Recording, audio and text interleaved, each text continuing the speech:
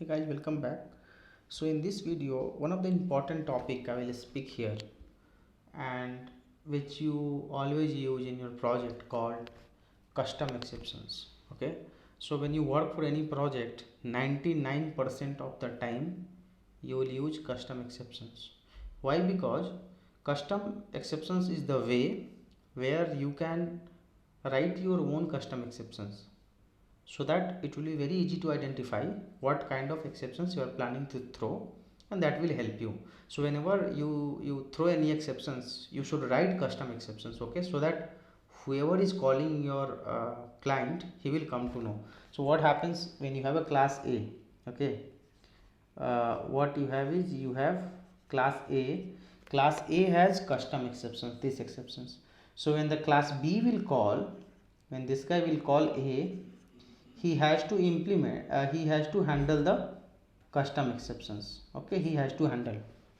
That is the benefit of writing custom exceptions. Then how do you do that? Custom exceptions writing is very simple, straightforward. So I just created one very good example. If you look at here, so first let me tell you something. When you work on any custom exceptions, based on your project, you can do lot more things in the custom exceptions. Just try to understand. I have some kind of error code. I have defined invalid data, invalid state, invalid city.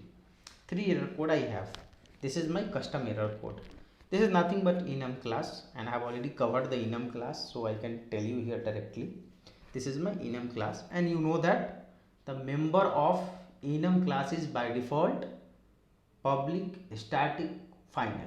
By default public static final. So this is the enum class. Okay, this is not a class, guys. And how do you create enum class? I have shown already a lot of times. Again, click on enum here, and you can create enum class. Now this is the variable I have written in the enum class. Okay, if you have any doubt, please watch my previous video. I have covered enum class in very details. Okay, now when you have this enum class, and which is nothing but error code, look at here. I am creating a DAO exceptions. I am writing a different class, DAO exceptions, which generally whenever you work with any DB, you need to generate the DAO exceptions, database exceptions, right? You can correlate. That's what I use, DAO exceptions. So your class should extend the exceptions. Whenever you want to write any custom exceptions, your class should extend the exceptions always whenever you are working with the custom exceptions. Now you might be wondering, what is this 2? This 2 is very simple. I am creating the variable of type error code. In this class I am creating a variable of type error code, which is nothing but this guy, which I can do that, yes, allowed in the Java. I can create a variable of class type, which is allowed. I have one method get error code, which will give you the error code. So get error code will give you the error code. This is just a method, getter method. The return type is nothing but enum class, which is nothing but this error code. So I have one variable, and this class is returning the same variable, nothing else, right? This, I think this I have given n number of example when I was talking about encapsulation in the Java. So if you have any doubt, please watch that. Okay, now look at here, three constructor I have designed here. Very important point you need to understand. Whenever you are working for the custom exceptions, you should use the benefit of custom exceptions. I am designing three constructor here. Now as you know that I am extending what? Exceptions class, right? I am designing here three constructor. One constructor will take one argument, and throwable is the different argument. My second constructor will take only a string argument. My third constructor will take three argument: error code, error message, and throwable, like what you want to throw. Now you'll be wondering here, one thing is, when I have a DAO exceptions which will take two argument, which is nothing but argumented constructor, you need to call the super with two argument, because Your exceptions class also has, when you just press control click on exceptions, this also has multiple constructor. One is default, one is parameterized, one is constructor with 2 parameter, one is constructor with 1 parameter, one is constructor with 4 parameter. So in Java, you know that whenever your parent class has the constructor, you should call the constructor explicitly. When you want to call the parameterized constructor, you have to do that explicitly when your parent class has only parameterized. But when your parent class has default constructor, you don't need to do that. Your compiler will do on behalf of you. So even though you will write like this here, no problem, nothing will happen. It will work as it is because your parent class has default constructor, no problem, right? Now I am calling super with this. Again here I am calling super with whatever message it is. This is the Java conventions we need to follow. And then here I am calling super, okay, through this constructor I am calling super with message and throwable, with message and throwable. By the way, here you focus here, very important point I am going to tell you. Here you can call super with only two argument, with message and throwable. You cannot use error code because error code you don't have in the super. So though there is a constructor, but you cannot use like this. You cannot call super with error code because there is nothing called error code in your super class. Exceptions, there is nothing called error code. What you have default, you have a string, you have a string and throwable, then you have throwable, and then you have a string, cause and boolean. So you don't have anything called error code, so you should not use that, guys. Careful, okay? Whenever you are writing any custom class, and when you are going to use in your constructor, please do not call that in the super. You will get compile time because that custom class is not available in your exceptions class. So what I will do with third? With third, I will initialize my global variable. You know that in the Java, through constructor we can initialize the global variable. So this dot error code will be set by the error code which I will supply to this constructor. Clear till here? We are in the same page. Cool. Now, so my DAO exceptions class is ready, my custom class exceptions is ready, my error code is ready. Okay, now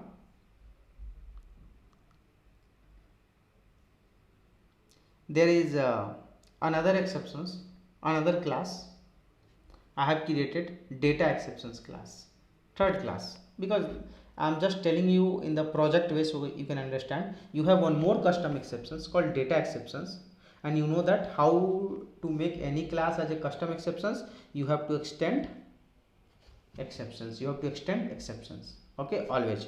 Then again here also in this class also you have only two constructor, one with two argument, one with one argument. You have a string throwable, yes, you should call super, and here you are calling the super with one argument.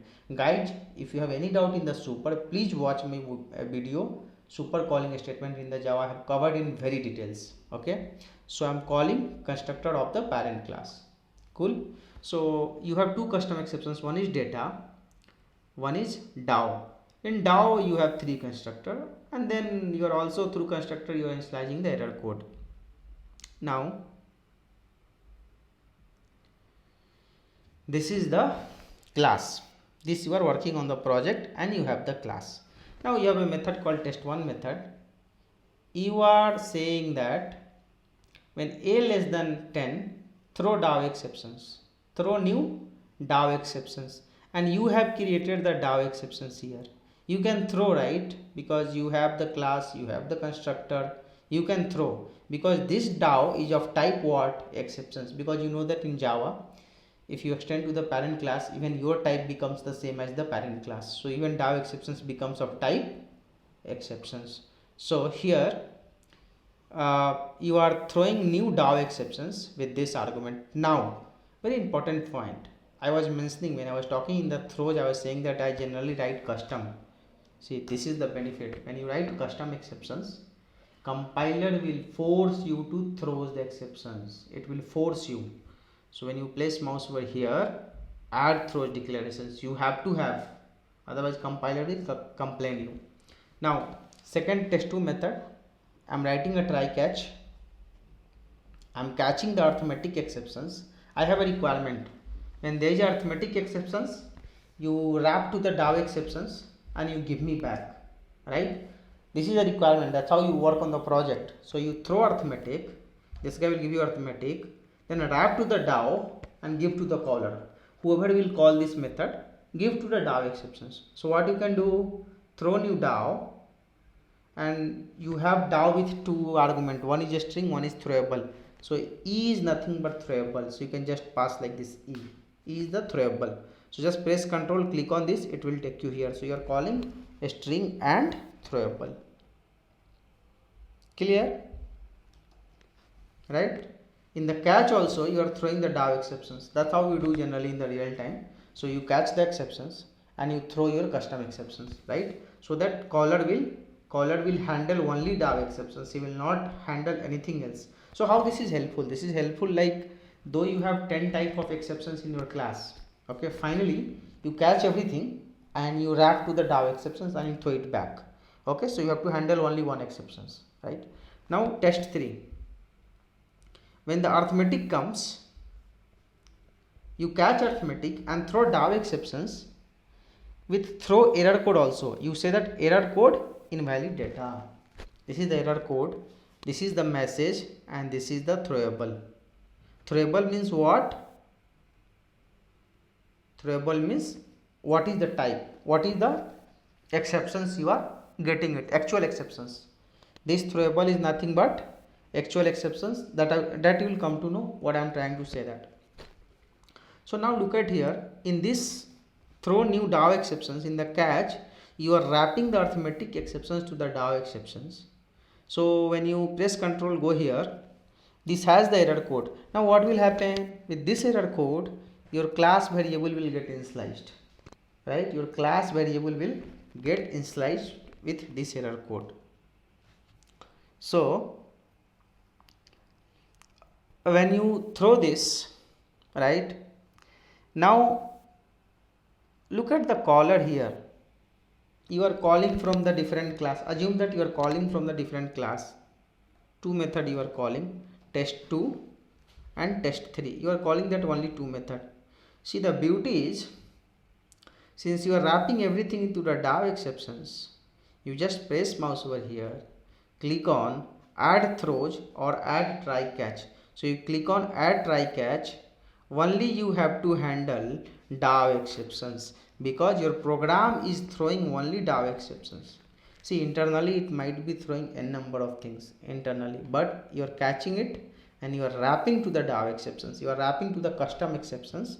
So it will always throw custom exceptions. Again, press mouse over here, click on surround with try catch. This also DAO exceptions, no problem, right? So you don't, so when both the exceptions are same, you don't need to write separate. You can club this, or it's up to you how do you want to do that, right? Now the other benefit is in test 3 throws the error code also. So when you are printing the exceptions, you can print e dot get error code, right? And now you can write some conditions here. If, see, that's how this will help you. E dot get error code dot, there is a name in the enum class which will give you the string. If dot equals ignore case, okay, if equals ignore case, what is the invalid data? It's a invalid data, right? If it is this, sorry,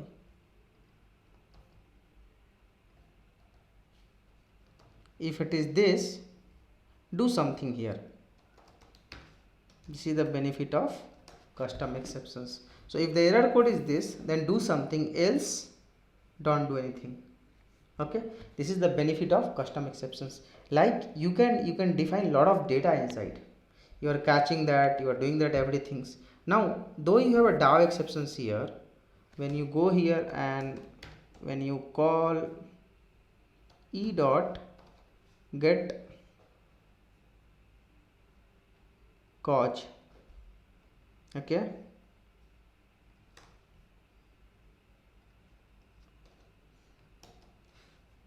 or when you do e dot get message, like these are the methods you have available, right, in the throwable class.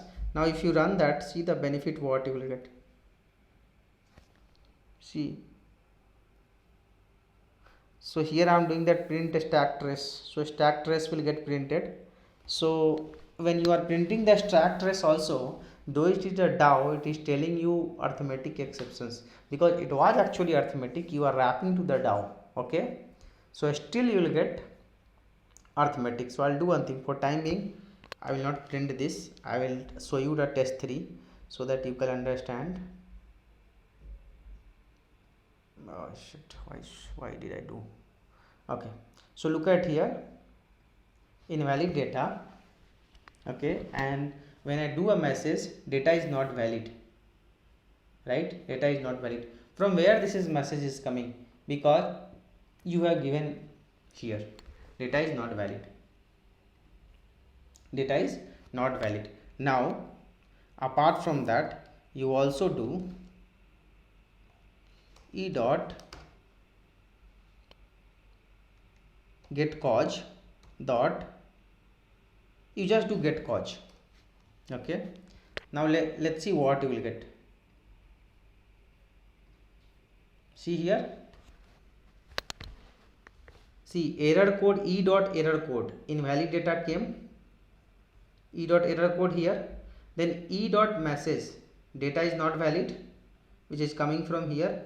Now e dot get cause, why this DAO exceptions came? Because of arithmetic exceptions. So you can come to know why this DAO exceptions came. It came because of arithmetic, right? It was not actual DAO exceptions. This is the custom exceptions. The actual was arithmetic exceptions, but because of arithmetic it came DAO, because you are wrapping it here, you are changing the arithmetic to the DAO exceptions. That's how custom exceptions work, guys. So my suggestion is, please type this code in your Eclipse 2 times, practice it. Now one more exceptions I was talking about, data exceptions. So you have two constructor, simple thing, same thing, you can just type here and throw here. So here just throw with a string, here you throw with cause. So let me don't throw here, let me call test2 and let me handle that, right? So don't print stack trace. Here also you can do e dot get cause, this is throwable, and then you can do e dot get message. Okay, you will come to know like why exceptions are coming, why these data exceptions are coming, you will come to know.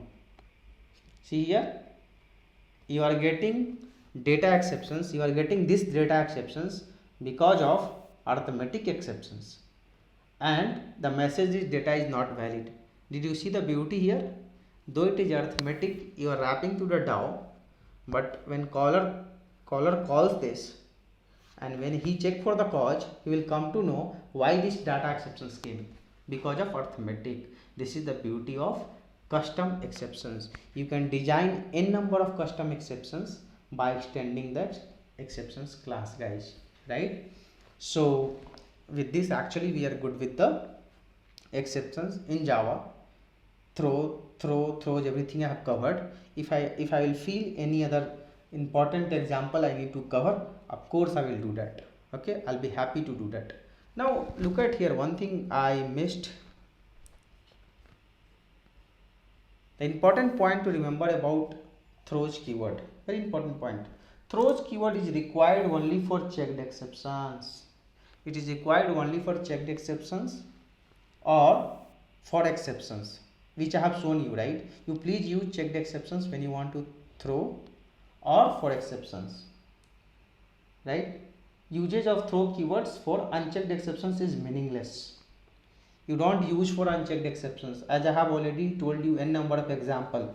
When you try to use for unchecked exceptions, like let's say runtime, null pointer, input, index out of bound, arithmetic, it's a meaningless because caller will not get informed. I have shown you, I have told you n number of times in the example. So you can now correlate. Throws keyword is required only to convenience compiler, and usage of throws keyword does not prevent the abnormal terminations of program.